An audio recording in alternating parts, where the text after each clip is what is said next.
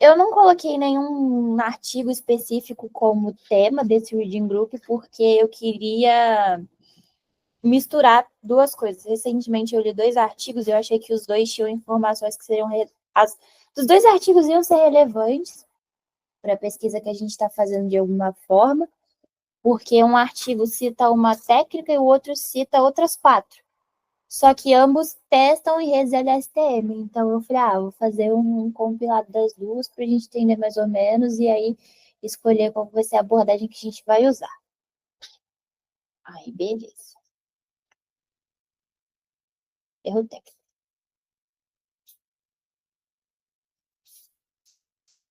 Enfim, esses são os artigos base que eu usei. Esse primeiro usa uma rede híbrida de CNN com LSTM, e aí ele usa uma técnica de explicabilidade chamada CHAP.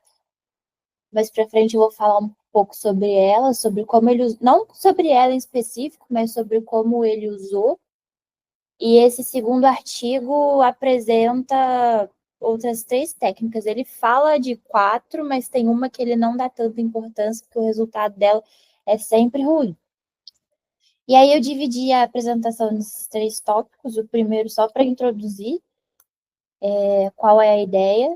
O segundo para trazer um overview daquele primeiro artigo. E esse terceiro para trazer um overview do segundo artigo. Só que como ele tinha mais técnicas, eu falei de principais técnicas. E o Rafael entrou. Né? Inesperado. Nossa, botei fé nele não, hein, Rafael?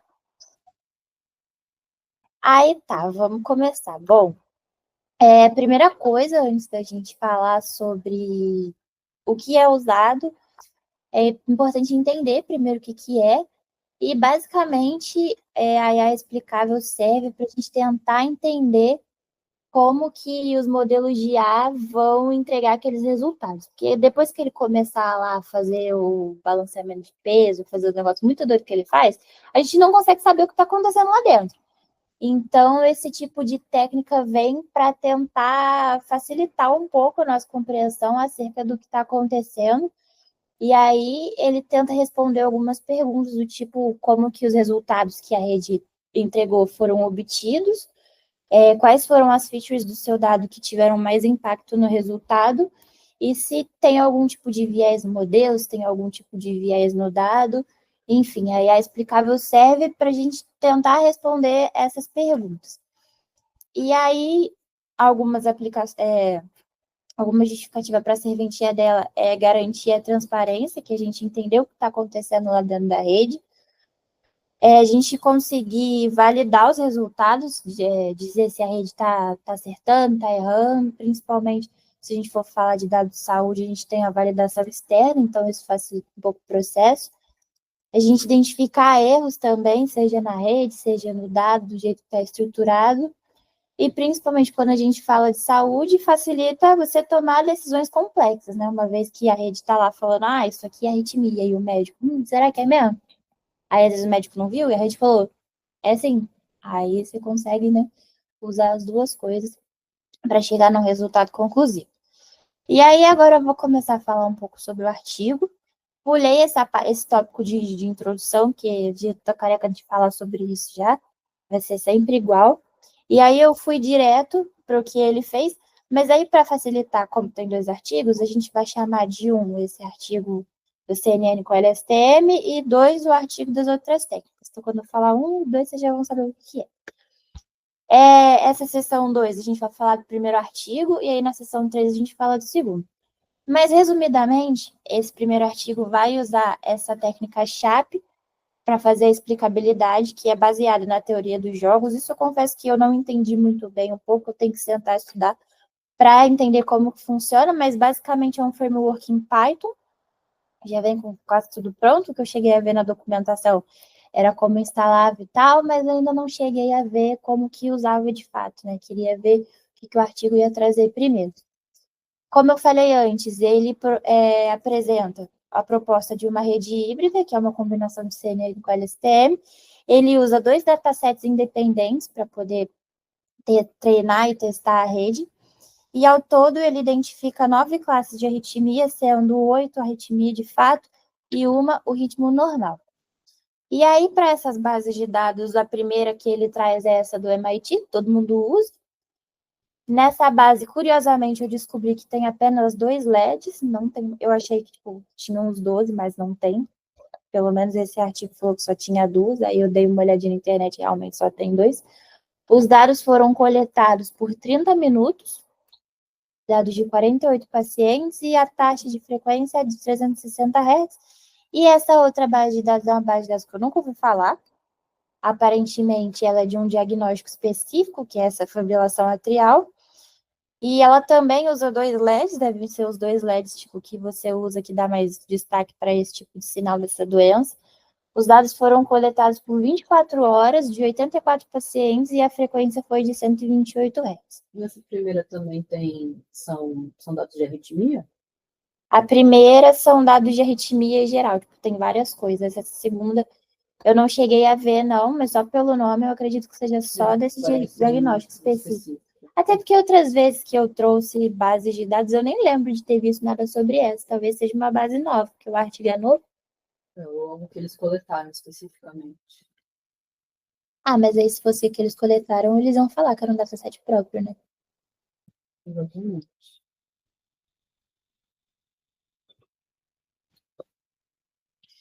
E, enfim, de etapa de pré-processamento, eles vão fazer aquela redução de ruído que todo mundo faz. E aí ele cita esses ruídos, principalmente, da linha de base, da linha de energia e de movimentação do eletrodo. E aí ele fala que usa esse filtro mediano não digital entre 200 ms e 600 ms. Eu não sei que fio que é esse, poderia ser um passa-baixa ou um passa-banda que ele só chamou de outro nome. Essa medida eu também não conheço, nunca vi. Você conhece a medida? Esse ms para frequência? É. Será que não é milissegundos? Não tenho certeza da frequência. É meio esquisito, né? Não conheço esse filtro. Temos que pesquisar. Mas os 2 artigos usaram esse filtro? Não, só esse. Ah, tá. Esse é o específico do primeiro. É. Na seção 2 é só esse e na seção 3 é só outro. Tá. E aí ele normaliza os dados para uma faixa entre -1 e 1. Aí, beleza, como os dados foram coletados a taxas diferentes, eles pegam o de maior amplitude, que é esse de 360 Hz, e diminui para 128 Hz para ficar tudo igual.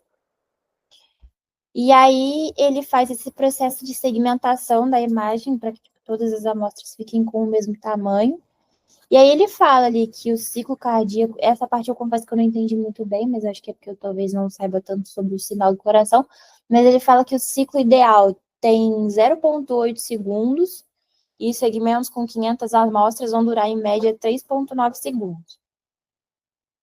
Aí ele fala que os segmentos foram alinhados a 20 amostras antes do pico da onda P e extraídos de forma sobreposta. Aí eu achei isso um pouco confuso e fui olhar na imagem para ver se eu tentava entender mais ou menos como que era.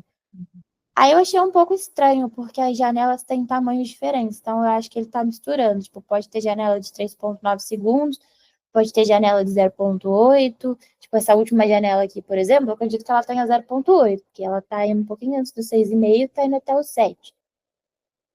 E aí, ele também Eu acho que não deve ser ele isso, não. fala que é sobreposta, então tipo, eu não sei se as janelas estão pegando pedaços de outros dados, eu não entendi muito bem essa parte, não. Não, acho que não. Volta para o slide anterior.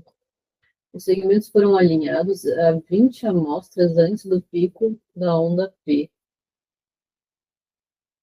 Aí, tipo, eu não sei se eles pegam 20 pontos antes da onda P e cortam ali, para todos eles. Sim. Eu imaginei que tivesse sido isso também. Mas aí é o que você falou, será que vão ficar com um tamanho diferente? Porque foram alinhados, alinharia só o começo, mas Olha o final pode ser diferente? o gráfico, a segmentação, a janela, que esquisito. Isso é a segmentação que eles fizeram? Essa é a imagem que ele deixa então de exemplo. realmente é com tamanhos variados. Tamanho variado a janela, né? Porque, tipo, a onda P vai ser sempre essa que vai fazer esse picozinho aqui pra cima. Uhum. Só que se você reparar, tipo, quando ele corta a janela, eu duvido muito que tá 20 amostras antes disso aqui. Porque naquele outro lá, a onda P já tá no final da janela, entendeu? Aí eu achei meio esquisito Não, isso. mas ele deve se identificar daquele primeiro pico como onda P, certo? Não, porque a onda P tem até mais pra frente tem, tipo, a onda P é um pico pequenininho, E aí essa onda grandona é o complexo QRS. Então as ondas P sempre vão ser essas pequenininhas aqui. Tanto que tem até um diagnóstico que vai aparecer e que é a onda P invertida. Então, ao invés desse livro tá pra cima, ele tá pra baixo. É esquisito, né? Mas eu achei a imagem péssima. Não, essa imagem tá esquisita, não parece exatamente o que ele escreveu na descrição. Tá variando bastante o tanto que ele correu antes da onda P para postar. Enfim, não entendi muito bem essa parte, não. Mas eu acho que ele fez isso porque ele usou dois datasets diferentes. Talvez a gente não tenha que fazer isso porque a gente tá usando um dataset só, então não vai ter esse problema. Mas ele analisou os dois misturados? Misturou. Gente, né? E aí ele foi falar da arquitetura da rede. O modelo dele tem 11 camadas e ele dividiu os dados em 85% para treino e 15% para teste e validação, mas entre o teste e a validação ele não falou quanto que era para cada um. Aparentemente ele deve estar chamando de teste de validação mesmo conjunto. Ele usa dropout para evitar o overfitting e ele faz o one-hot encoding para classificar os dados. Aí ele botou esse pipelinezinho lá e, enfim, por fim, a arquitetura da rede era só esse aqui, mas eu achei legal colocar a imagem toda. Aí os hiperparâmetros ele usou 0.1 para o dropout, a função de perda ele usou a categórico cross entropy e o otimizador ele usou o ADAM. Aí ele deixou nessa tabela tipo os filtros ali para cada camada da CNN e ali o dropout para cada camada que ele usou também. E ele teve isso de resultado, 98% de acurácia, o resultado dele foi até legal para 9 classes, as outras métricas parecem que estão altas também. Mas ele tá achando bem, tipo, 3 classes só, as outras ele. Eu não sei se é pouca amostra, se ele não tirou. Ele não detalhou muito isso, não. Ele explicou bem mal, assim, algumas Então, coisas. pela matriz de confusão dele, ele tá acertando praticamente todas, assim. Só a primeira ali, que ele deu uma confundida com a segunda.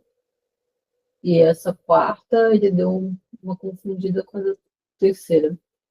O resto tá bem pouco erro para a proporção que tem.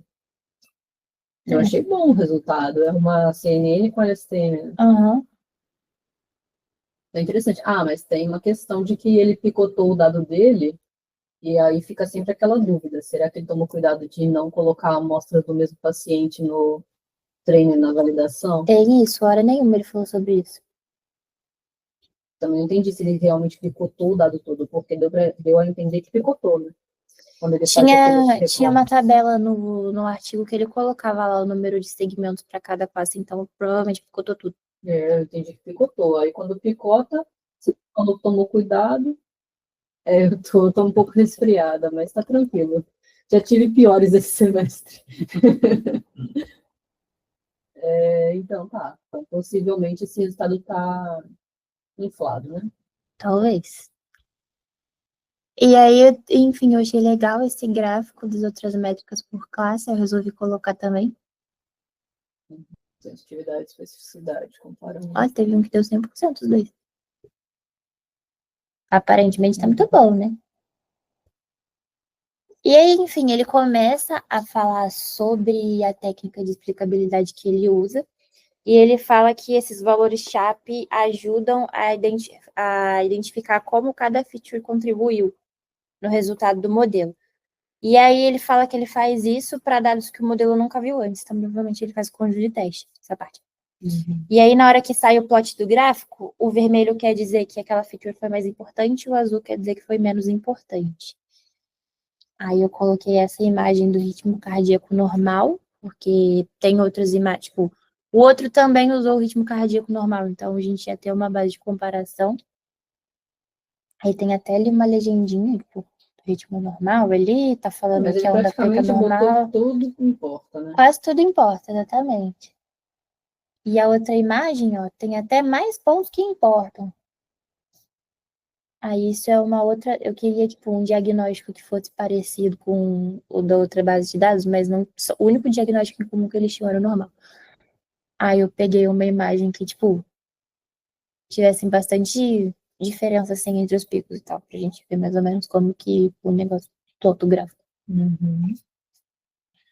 Seria interessante a gente entender exatamente como que faz esses Shapley velhos, entender exatamente o que ele está fazendo, para a gente poder avaliar. Ver se dá para usar esse, né? Achei curioso. E aí agora a gente vai para o último artigo. Ele vai falar das demais técnicas. Aí foi o que eu falei, né? Ele cita as três aí. Eu quase me engasguei, cara. Aí tá, basicamente o resumo desse foi que ele usou duas redes diferentes para treinar, o que eu achei estranho.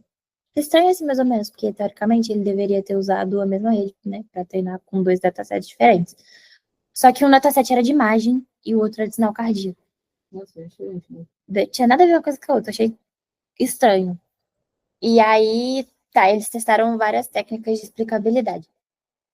Aí ele usou o dataset cardíaco do MIT, aí eu não coloquei para explicar de novo para não ficar redundante, mas aí ele usou esse MNIST, que é um dataset de imagem. Ele tem 70 mil imagens em escala de cinza, que vão representar os dígitos de 0 a 9. E pelo que eu entendi, a rede vai conseguir olhar, tipo, se ela pegar o vetor lá de imagem, sequenciar ele, e pelo que eu entendi, as features iam ser os pixels. Uhum. Aí ele faz o processamento desse jeito. Aí o pré-processamento desse já foi diferente do outro, isso aqui já consegui entender melhor, que eles vão passar banda para tirar as frequências lá do 3 Hz do 45, manteve ali.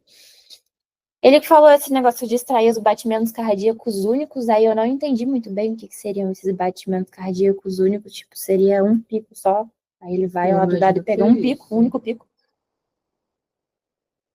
Aí eles classificaram a 4 classes de arritmia e dividiu os dados em 70% para o treino, 10% para validação e 20% para o teste. E aí, nesse dataset de imagem, ele não fez pré-processamento nenhum, ele só usou a divisão padrão, que, como ele falou padrão, a partir do ponto que vem descrito no artigo, são 60 mil imagens para treino e 10 mil para teste. E essa é a única descrição que tinha da arquitetura da rede. Eu achei tipo, isso péssimo, porque ele não deu mais detalhes. Ele só falou: olha, para essa base de dados eu usei essa rede aqui, e era exatamente essa única descrição, e para outra eu usei essa outra. Apesar do artigo não ser tão legal, eu gostei das técnicas, porque eu não achei nenhum que falasse tanto sobre, então eu peguei esse. Aí ele falou que usou, aí esses hiperparâmetros foram comuns às duas redes. Aí ele usou ADAM de otimizador, running rate de 0.001, minibet de 200 e o dropout de 1. E aí as acurácias para os datasets diferentes, aparentemente não, né? A acurácia do dataset de imagem foi melhor do que a do dataset cardíaco.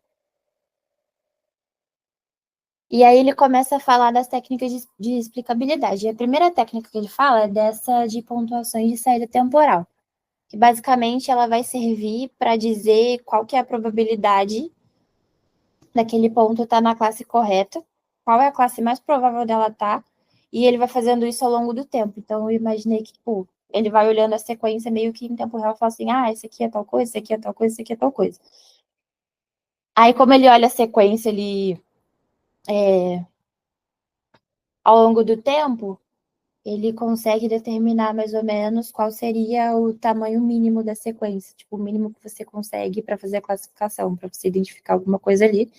E aí ele fala que é fácil de implementar, mas é bem limitado, porque a única coisa que você vai conseguir ver com essa técnica é a probabilidade. E aí ele colocou essa imagem, aquelas ali, tipo, são as classes de arritmia, e aquelas imagens são as classes.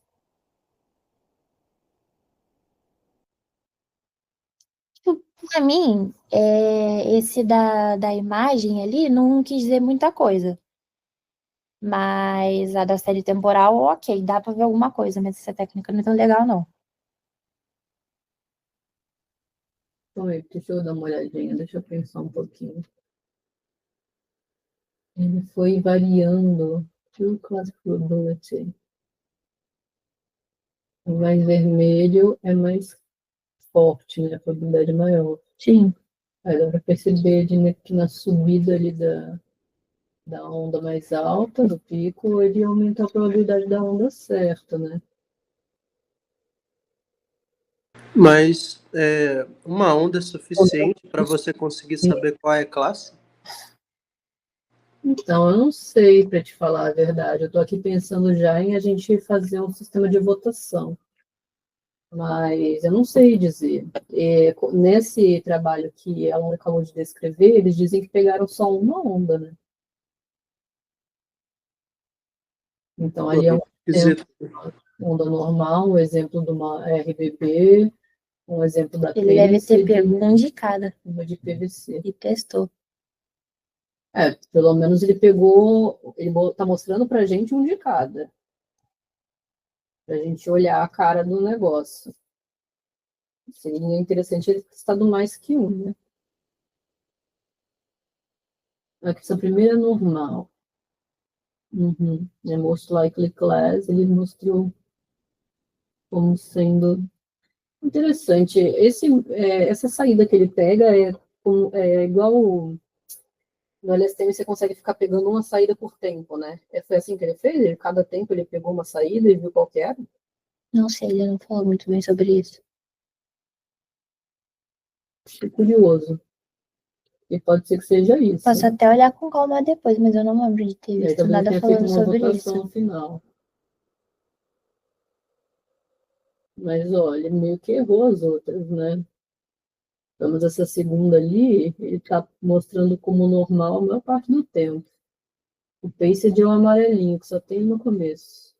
RBB ou ciano ali, também tem bem pouquinho. Às vezes pode ser a rede dele também que tá ruim, né? Porque ele não especificou nada direito sobre ele, a gente não sabe o que tem. Ele só acertou no finalzinho ali, o RBB. O Pacer ele acertou no finalzinho, que é o amarelo. E o PVC é o vermelho. Ele acertou na hora que a onda cai. No finalzinho. Eu imagino que ele está usando o finalzinho como label correto. Será que só o finalzinho é suficiente? Não, ele deve estar usando o último label que essa rede dá, é o label do tudo. E aí, por isso, ele estaria acertando essas ondas, né? Porque está correto aqui você fazer. Você olhar o label e ver qual que é a cor, tá certo, ele está acertando. Só que na maior parte das ondas ele não sabia dizer qual era. Durante a maior parte da onda, né? Ele precisou olhar a onda inteira para daí ele decidir. É isso que eu estou entendendo, né? É isso que eu estou entendendo desse gráfico. Não sei se estou entendendo certo. Pode passar, pode continuar. E aí ele começa a falar sobre as outras técnicas. Aí ele fala que para as técnicas de exclusão, ele pega valores de K, aí eu entendi que esses valores de K seriam as features, tipo, o número de features que ele ia analisar. E aí ele testa 0, testa 0,5 e depois a média dos valores. E para o tamanho da janela de oclusão, ele testa vários tamanhos também. Quer dizer, ele falou desses tamanhos. Eu não entendi o que é o anterior. Testa 0, 0,5 é a média para É porque, tipo, eu não entendi muito bem o que era esse valor de K. Olhando o artigo, eu parti do ponto que os valores de K eram as features. Porque, tipo, lá no. Vai aparecer depois, mais pra frente, na imagem. Que aí ele testa, para quando K é igual a 0, acontece isso. Para quando K é igual a 2, igual a isso. Aí Mas me as features, fez. no caso, é a leitura do próprio eletrodo. Eu acredito que seja. Ele não. Foi muito ruim essa parte. Tipo, eu não entendi o que era K, eu só entendi o W. Talvez seja o valor que ele vai substituir no caso da oclusão. Pode ser. Tá, e aí ele testou várias janelas. Só que aí, tipo, nos resultados, ele só vai falar do tamanho 2, do tamanho 5 e do tamanho 10. Das outras ele não mostra nenhum resultado sobre, ele só falou aí que tinha. Porque ele achou que estava ruim. Também não falou, ele só falou que tinha e não falou mais nada. Pode ser que sejam janelas muito grandes, já não ajuda. Aí, na oclusão, parte da informação que está entrando a gente tira, aí mede o impacto da remoção no valor da predição inteira. Aí ele falou que para quando o tamanho da janela era 2, muitas características que eram importantes acabaram passando batidas, então ele não conseguiu perceber muita coisa.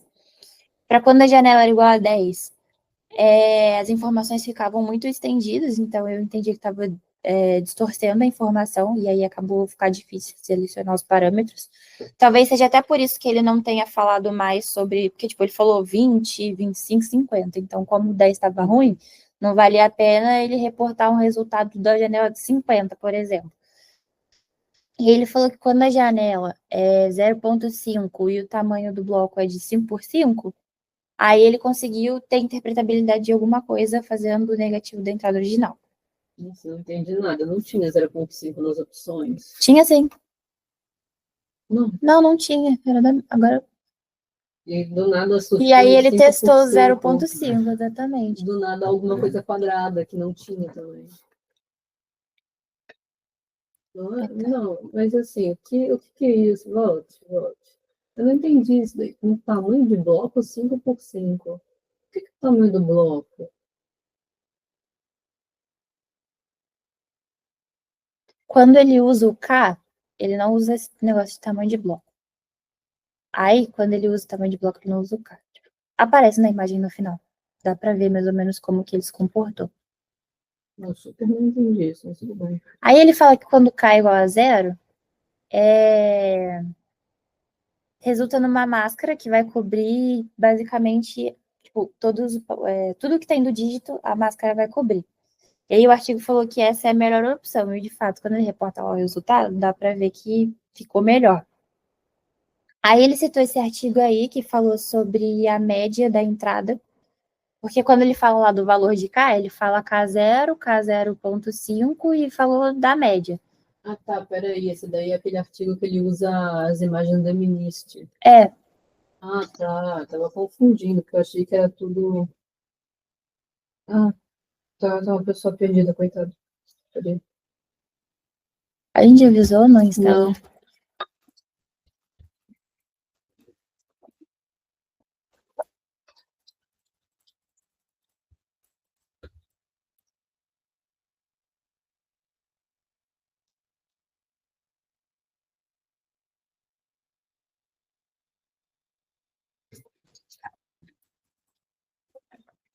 Qual a sala aqui? 503. Laboratório 503.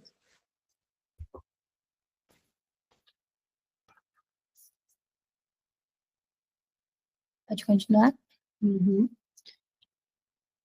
Aí tá, ele falou que pegou essa média, o autor do artigo testou e falou que o resultado é menos interpretável, mas ele não reportou o valor da média. E basicamente o que eu tinha entendido foi: você chuta o valor de K e testa para ver o que fica melhor. Porque nada do que ele falou foi conclusivo. Ele só falou: isso aqui acontece assim, isso aqui acontece assado. E basicamente, tipo, chuta e vê o que fica bom. E aí, para o dataset de imagem, esses foram os resultados. Aí ele bota ali na primeira coluna a imagem original, e aí ele testa 3 tipos de oclusão, para quando K igual a 0, o tamanho da janela é 2, aí K igual a 0, o tamanho da janela é 5, K igual a 0,5, que aí ele muda, tipo, já não tem mais tamanho da janela, aí vira bloco. O da máscara, quando K igual a 0, realmente ficou melhor, que ele falou que a máscara tampa ali todos os traços do número, e esse de input Eu não deriva. entendi o que era máscara. Na máscara, ó, ele fala que quando K igual a 0, vai cobrir todos os padrões dos traços do dígitos, mas, tipo, eu não sei o que isso quer dizer. Mas eu entendi que ele tampava tudo, só que eu não entendi como, tipo, ele ia como ele ia explicar aquilo. Não faz sentido isso. Talvez ele esteja falando que o resultado final, vira lá, volta lá. Ó, o resultado final realmente resulta numa máscara. Mas o que é aquele lambda 1 ali? Não falou nada sobre o lambda 1.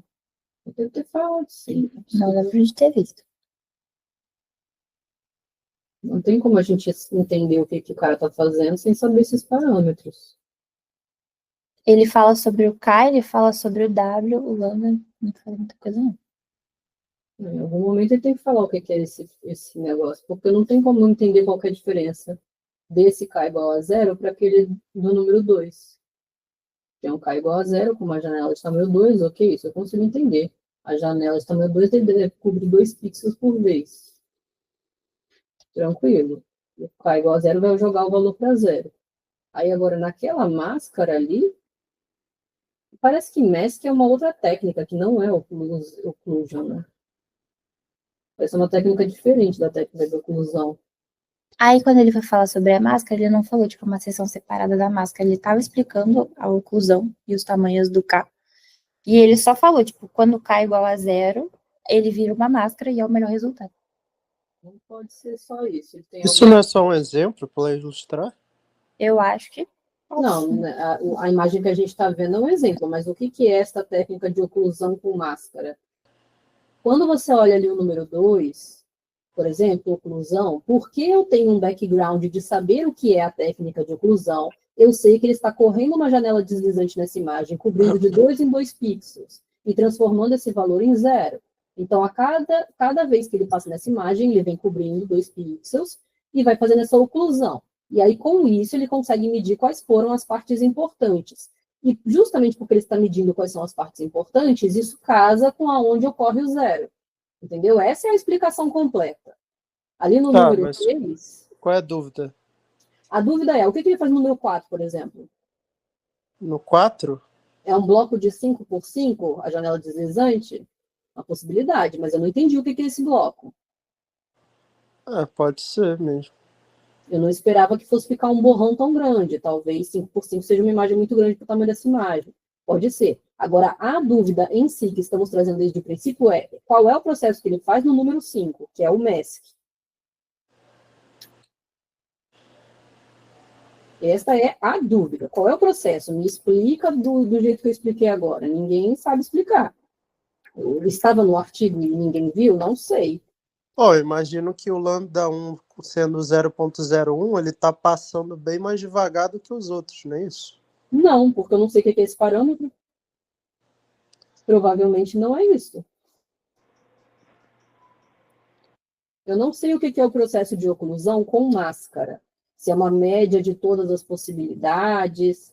Eu não sei o que é essa máscara. Parece que ele está sobrescrevendo com algum tipo de máscara, mas que máscara é essa? Não sei. Ele tenta sobrescrever com uma máscara de cada número. Eu não sei o que é esse processo. Isso tem que ser explicado, senão não tem como a gente saber. É um processo que eu não tenho background para entender o que está feito nessa imagem. Também não vou entender o 6, que é o input derivatives. Não sei o que é. Ele só falou assim, esse input derivatives a gente não explicou muito e ele é ruim. Então, aí a gente vai precisar procurar em outras fontes como que se faz cada um desses processos, senão a gente não tem como reproduzir. Eu não tenho como fazer. Não tenho nem como entender. Neste problema, eu entendi que realmente a máscara parece ser uma boa solução. Ele me mostrou os pixels certinho onde que é importante. Agora, como que faz esse processo? Não sei. Tudo bem, pode continuar. Mas, rapidinho, ali no 2, tipo, do que a gente sabe mais ou menos o que é, de todos os oclusão, o 2 foi o que ficou melhor, não estou acertando. Ele disse isso no artigo? Não, eu visualizando aqui. Então, tirando o da máscara, que eu acho que é o que melhor pegou ali direitinho a região, o 2 é o melhor. Porque no 5 acaba ficando distorcido porque ele usa uma janela muito grande. Então, ele não sabe identificar exatamente em que parte da imagem que está a imagem. Será que se a gente botar a janela 1 fica melhor ainda que o 2? Então, não sei porque quando começa a ter redundância, aí você não vai conseguir identificar a importância.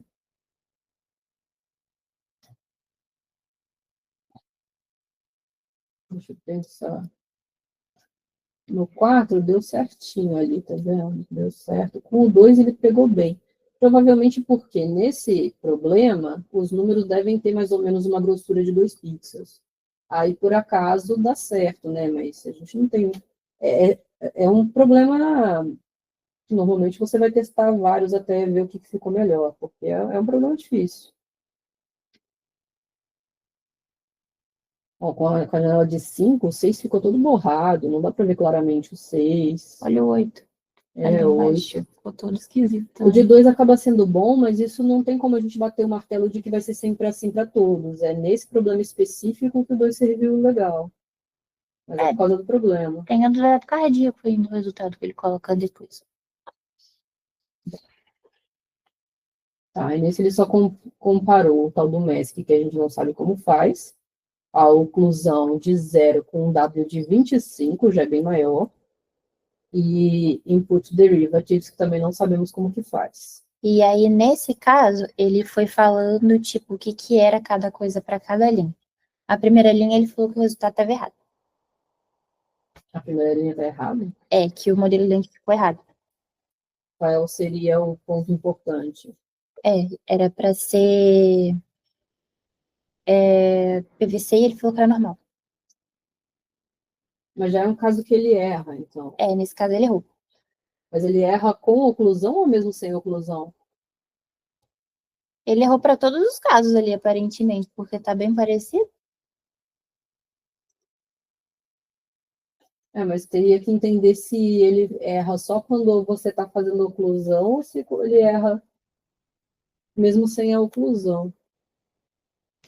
Aí seria um caso, é um exemplo ruim, né? Mas pode ser que eles tenham botado também de propósito um exemplo em que não funcionou. E aí na linha 2, que é o ritmo normal, ele identifica o complexo QRS como mais importante, que é aquele pico grandão.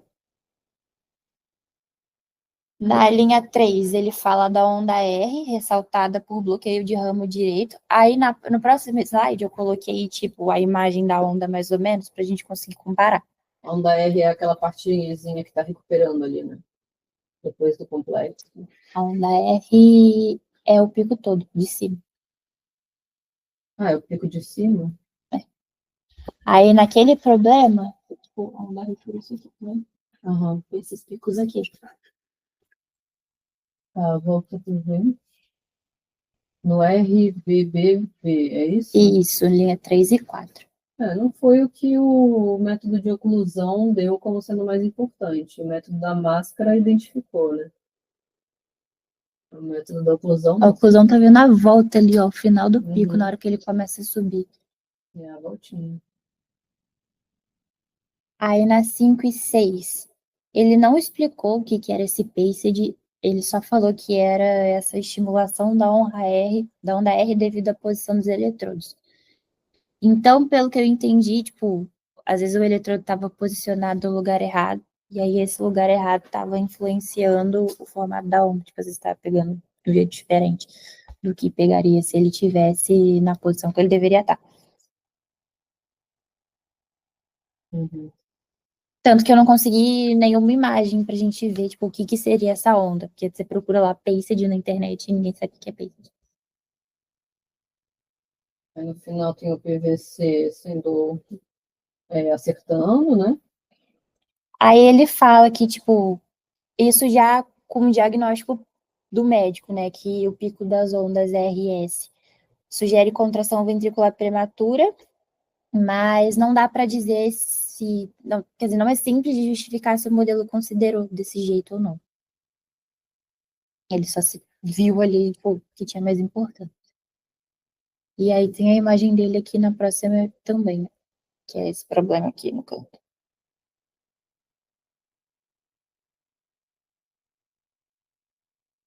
Aonde que você está vendo esse negócio? PVC é esse aqui. Sim, mas aonde você vê a premature ventricular contraction? Ah, tá, entendi. Isso significa PVC. Isso. E aí ele está dando que isso é um problema na onda R. Onda RS. Aqui embaixo. Aí, cadê a onda RS?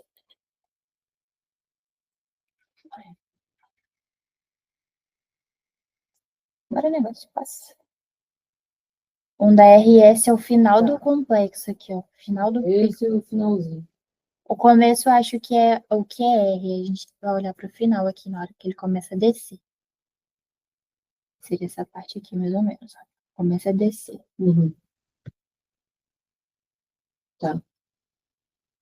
Parece que a parte da máscara acertou, a oclusão pegou um pouquinho mais ali na S, né?